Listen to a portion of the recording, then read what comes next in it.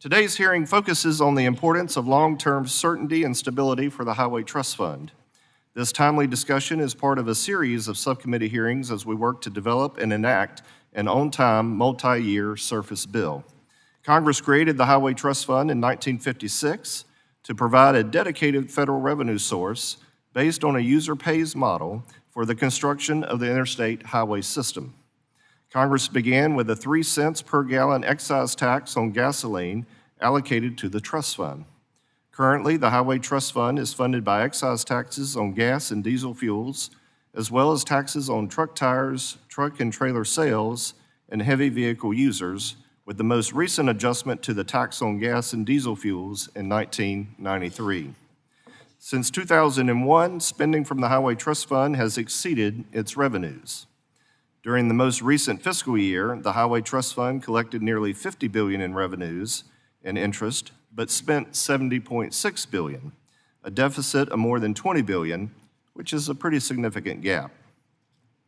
To ensure the trust fund's continued solvency, Congress has transferred a total of $275 billion from the Treasury's General Fund to the Highway Trust Fund since 2008. Without a serious solution, our state, local, and private sector partners risk losing a reliable funding source critical to project delivery and our national economy. While general fund bailouts have offered short-term relief at the expense of the individual American taxpayer, they do not address the long-term challenges that plague the Highway Trust Fund. The last several surface transportation authorization bills have continued to authorize highway and mass transit authorizations beyond what the Highway Trust Fund can reasonably support. The current Surface Transportation Law, or the Infrastructure Investment and Jobs Act, increased Highway Trust Fund spending by more than 36%, but made no reforms to revenue streams, resulting in a $118 billion general fund transfer to cover that gap.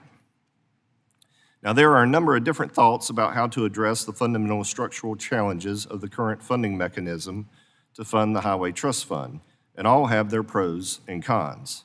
Meanwhile, gasoline and diesel taxes, which have remained unchanged since 1993, have lost 73% of their purchasing power.